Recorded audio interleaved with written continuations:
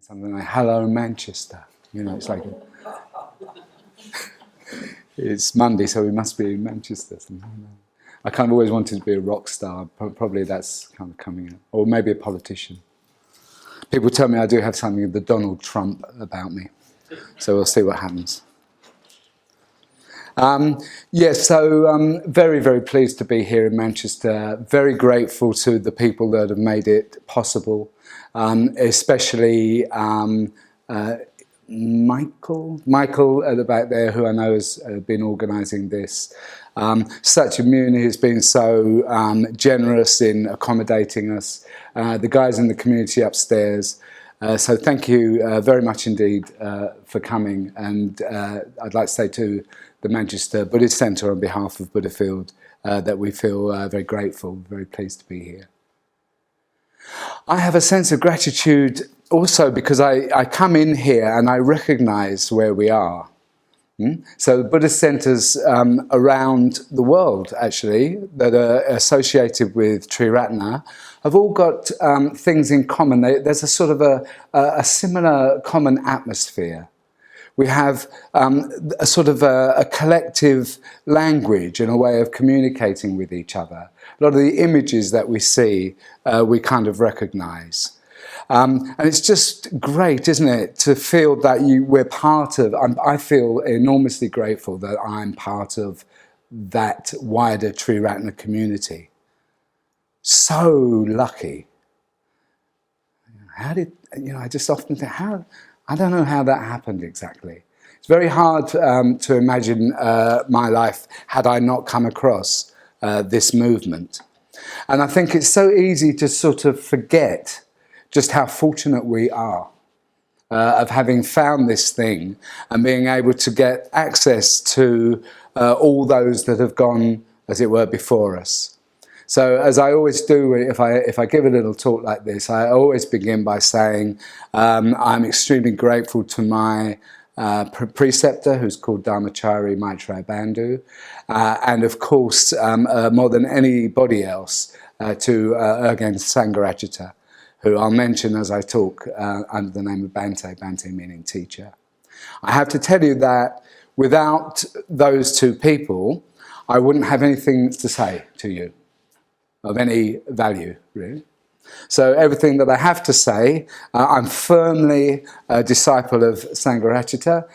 Anything I have to say, I've learnt from his writings and his work. So I begin there. Yeah? I have that gratitude which I've communicated to you now. So the title of the talk is Lifestyle as Practice.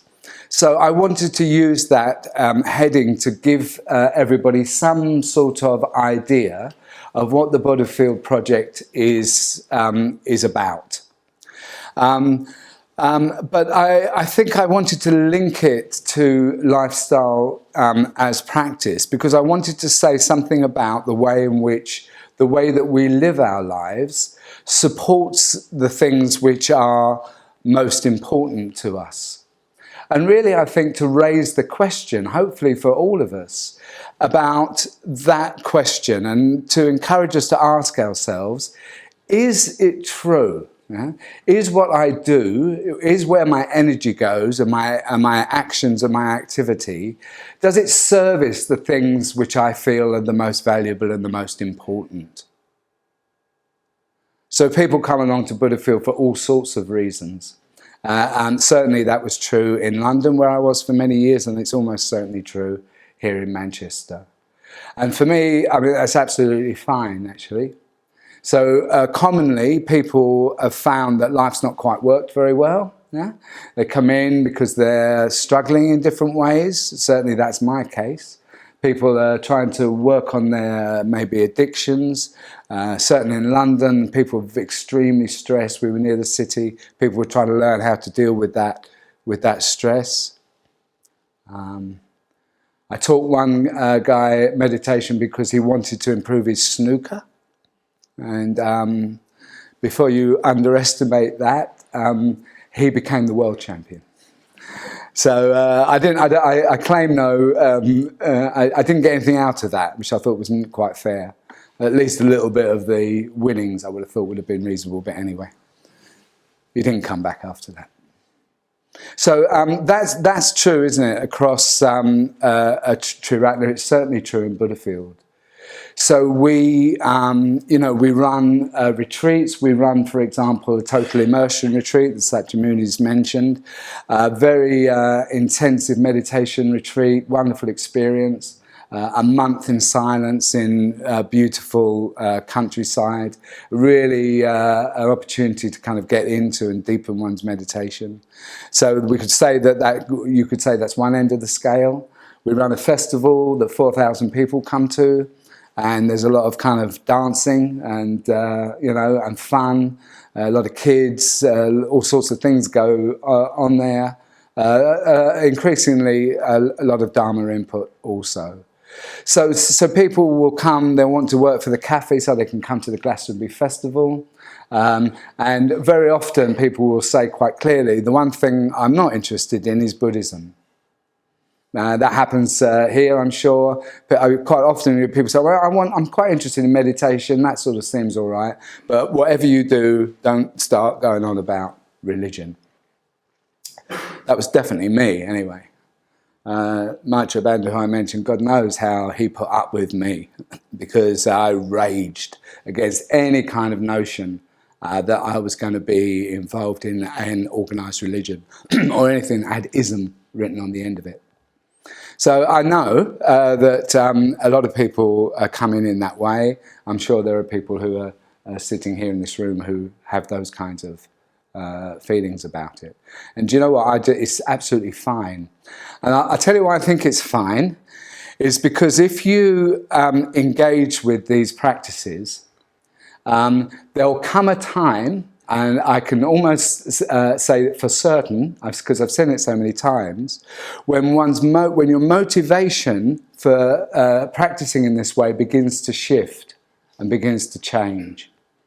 And I think it's something to do with when you begin to focus on your experience, when you begin to look at your mind, at your kind of heart-mind, then at some point the question arises, who is it that's looking at this?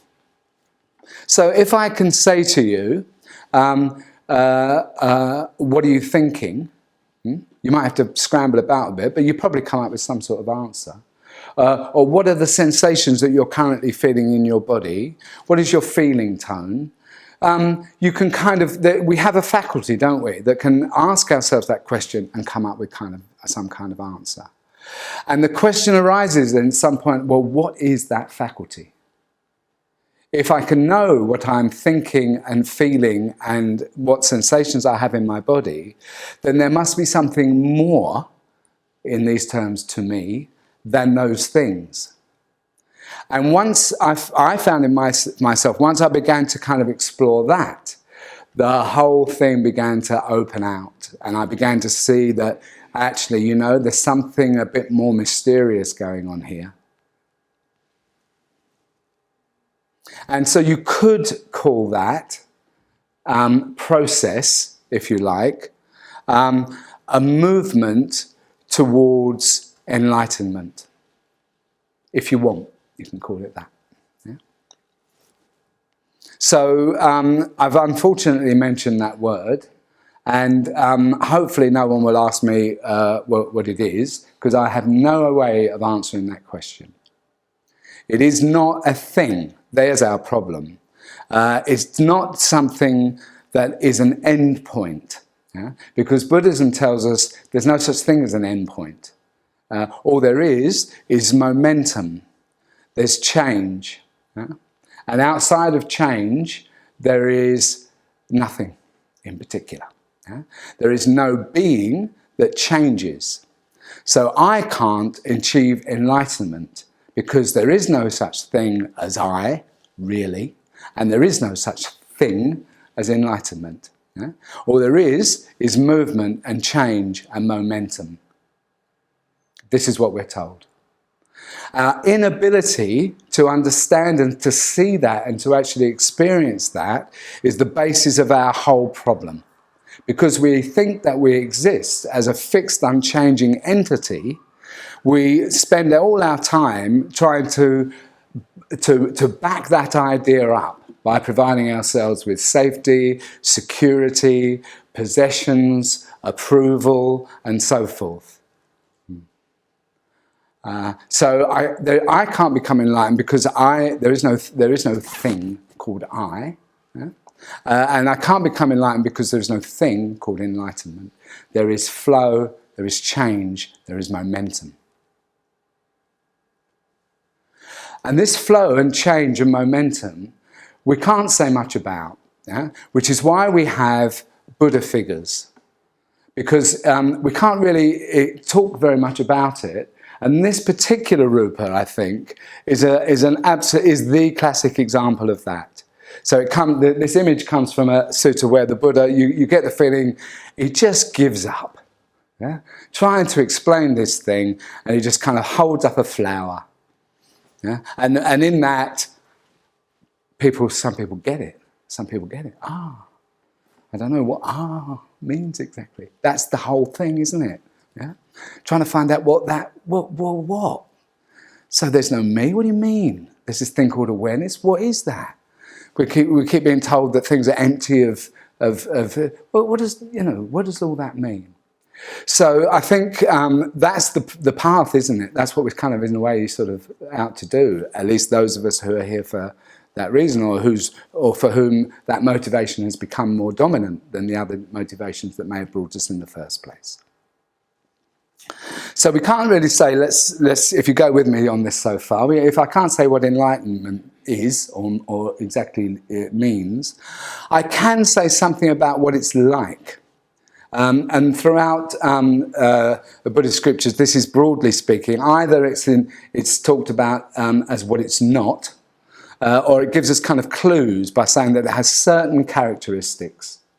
And those characteristics are usually described as wisdom and compassion. So, okay, that sounds all right then. So we'll do that. We'll get a bit of wisdom, a bit of compassion, and then we're up and running. Yeah. And of course, what happens is you can't just decide to do these things.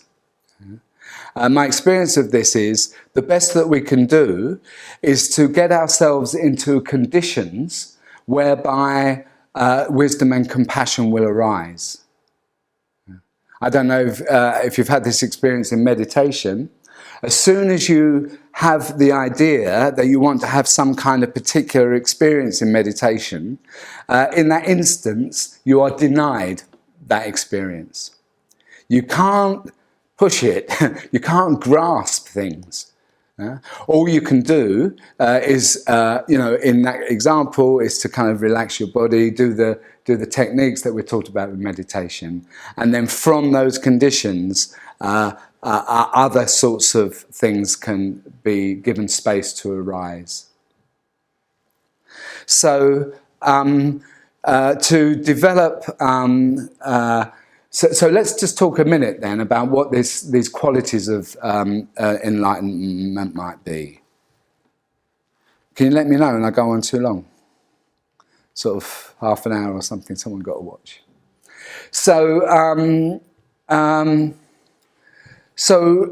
okay, so we're told that this is wisdom and compassion, and we can begin to break that down by saying, well, awareness is important.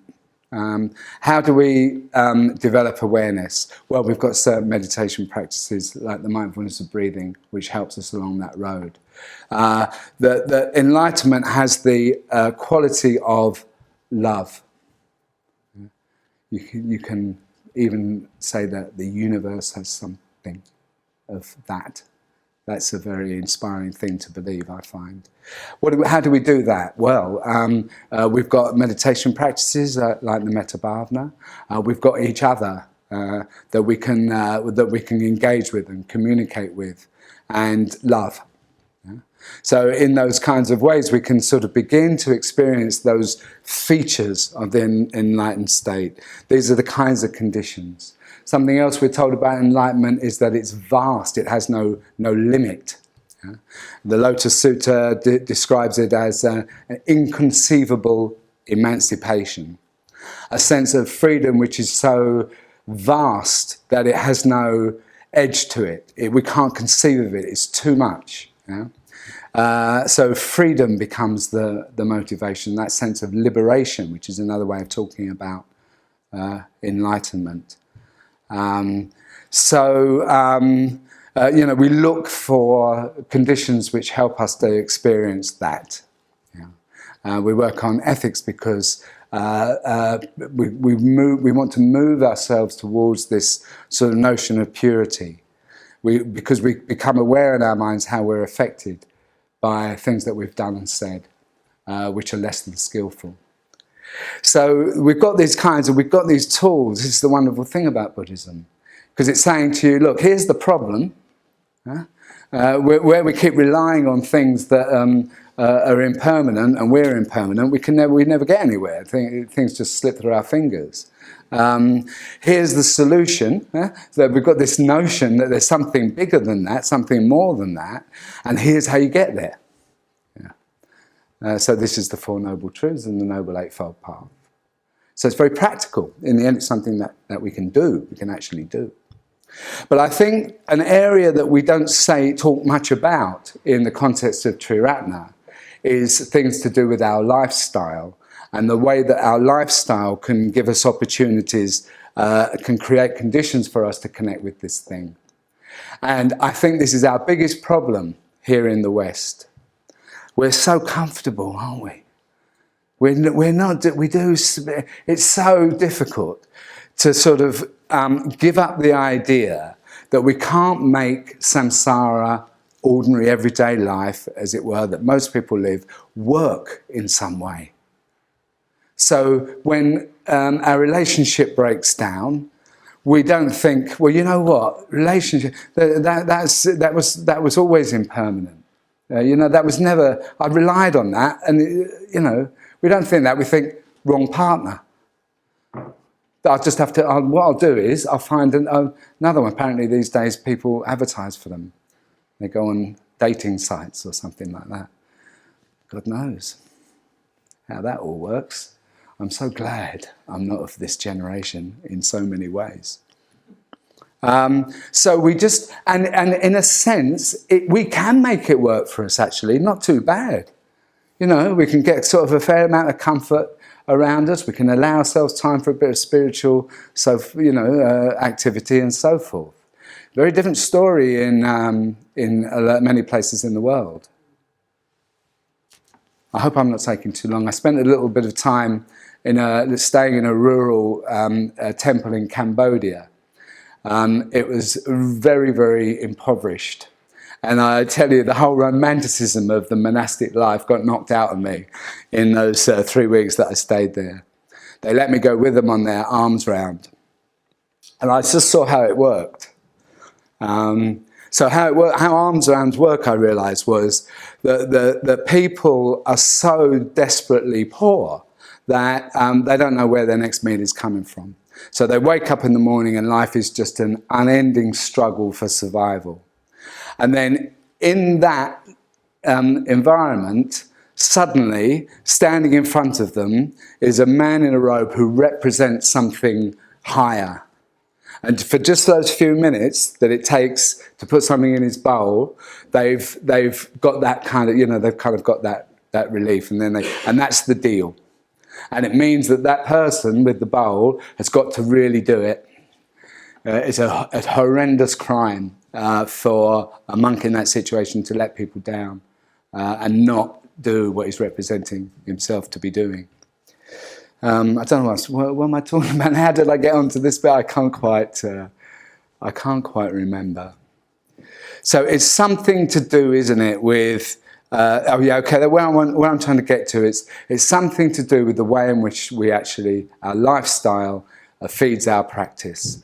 And it's a real problem for us in the West, because beyond a certain point, so we can come along, we start meditating, not too bad, we overcome the sort of immediate problems. We start to feel quite well. We become as a person, because, you know, reasonably attractive. We attract someone, and then off we go. We don't go back to the Buddhist centre much after that. That's a very common thing. So that's our problem. But if we look at our tradition, there's no getting away from the fact that renunciation was a very important area of practice. So the Buddha, he had the same problem. So from his comfortable world, he actually stepped out, didn't he? We all know the story.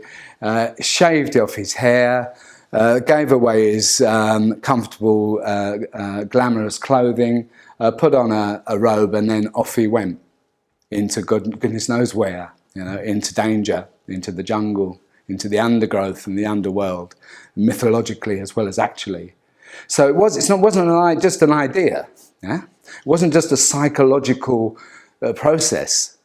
We can easily fall into sort of saying, yes, but, you know, I kind of, you know, things are much simpler for me. I kind of got my priorities, but I haven't actually done anything. And our own teacher, Sangharakshita, did very much the same thing. In 1947, he and another guy, they threw away their passport, they threw away all their possessions, they donned a robe, and they just walked in northern India before the hippie trail. Yeah? There were no little guest houses to drop into, and so forth. So going forth in that sense is very much part of the Buddhist tradition. Yeah? And in Buddhafield, although we could easily be accused sometimes of, well, playing at it, I do think that there is some attempt for us to just simplify our lives. So from the point of view of a simple, straightforward life that doesn't mean that we have to spend all our time earning money in order to support ourselves to be comfortable, those are the conditions which are extremely helpful for us to begin to kind of come towards something a bit more bigger than me. A couple of other things, and then I'll finish what I have to say. I'll pick out a couple of other things to do with the way that Buddhafield seeks to live and talk about it in relation to this notion of enlightenment. So nature, so we, many of us at the end of March go out to a field, and we live in a field and move around to different fields and so forth until mid-October.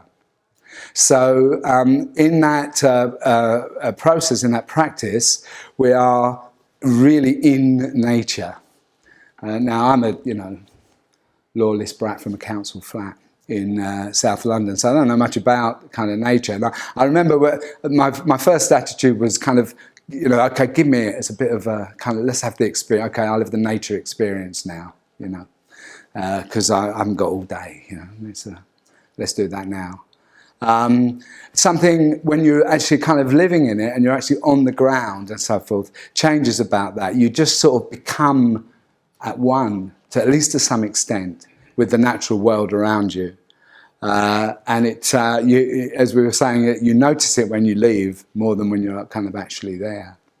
And what's nature like? Well, it's impermanent. If you want to experience the ever-changing nature of ourselves and of everything else, then go and sit in a field for a month. It's never the same for any kind of really kind of given period of time.